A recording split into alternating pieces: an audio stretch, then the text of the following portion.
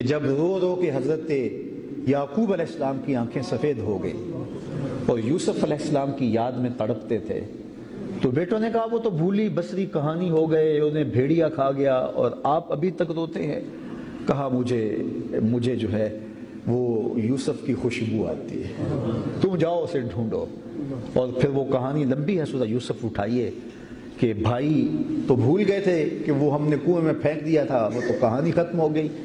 لیکن جب مصر پہنچے اور عزیز مصر نے جو یوسف کنویں میں ڈالے گئے تھے آج وہ تخت مصر پہ بیٹھے ہوئے تو انہوں نے بھائیوں کو پہچان لیا اور ان سے کہانی چھیڑی اور کہا تم کون ہو، کہاں سے آئے ہو۔ انہوں نے ساری کہانی سنائی تو کہا کہ ٹھیک ہے تم دوبارہ بھی آنا، اور جس بھائی کا تم نے ذکر کیا بڑے شوق سے کیا بنیامین، اس کو بھی لے آنا۔ تو کہا ٹھیک ہے، اور ان کے جو پیسے تھے وہ بھی ان کی کھجیوں میں رکھ دیے۔ وہ واپس گئے اور جا کے اپنے باپ سے کہا تو انہوں نے کہا پہلے ایک یوسف گوایا ہے تم نے، اب اس کے بھائی کے ساتھ بھی حشر کرو گے۔ تو اتنے میں جب وہ کھرجیاں کھولی تو پیسے بھی واپس۔ تو کہا کہ ہمارے باپ ہمیں اور کیا چاہیے، ہمیں غلہ بھی مل گیا، مفلوق الحال ہے، پیسے بھی ہمارے واپس کر دی، اتنا اچھا عزیز مصر ہے۔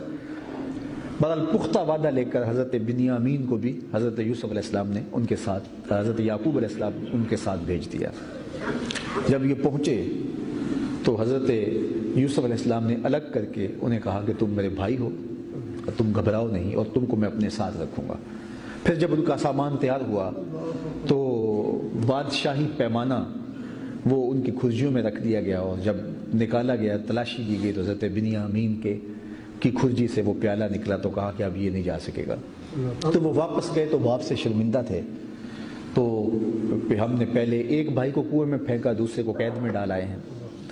تو حضرت یعقوب علیہ السلام نے کہا تھا کہ اللہ کی رحمت سے مایوس نہ ہونا، تم دوبارہ جاؤ تمہیں دونوں مل جائیں گے، ان کو ڈھونڈو جا کے تمہیں دونوں مل جائیں گے۔ اللہ اکبر۔ وہ یہ حیران تھے کہ چلو بنیامین تو مل جائیں گے لیکن یوسف کیسے ملیں گے، وہ تو خود کنویں میں پھینکا ہوا ہے ہم نے۔ پھر وہاں سے چلے کنعان پہنچے اور آج بڑے مفلوق الحال تھے اور کہنے لگے کہ عزیز مصر ہمارا باپ بوڑھا ہے، ہم مفلوق الحال لوگ ہیں، اللہ اکبر، ہماری مدد کیجئے، اور ہمارا بھائی بھی آپ کے پاس ہے۔ اور وہ بڑی لجاجت کرنے لگے۔ تب جناب یوسف علیہ السلام نے فرمایا کہ تمہارا ایک بھائی یوسف بھی ہوتا تھا، تمہیں یاد ہے کہ تم اس کے دماغ کی سکرین پہ صورت آئی اور بے ساختہ کا انکا لانتا یوسف، آپ یوسف ہیں؟ قال انا یوسف ھذا اخی، کہا میں یوسف ہوں یہ میرا بھائی۔ اب ان کا بدن کانپنے لگا نا کہ اب وہ یوسف جس کو ہم نے کنویں میں پھینکا تھا آج شاہ بن کے تخت نشین ہے تو ہمارا کیا حال کرے گا۔ ایک لمحے کے توقف کے بغیر فرمایا لا تثریب علیکم الیوم، آج تمہارے اوپر کوئی مواخذہ نہیں، اب تم جاؤ اور جا کے میرے باپ کو لے کے آؤ۔ تو انہوں نے کہانی سنائی کہ وہ تو رو رو کے جو ہے ان کی آنکھیں سفید ہو چکی ہیں، کچھ دکھائی نہیں دیتا۔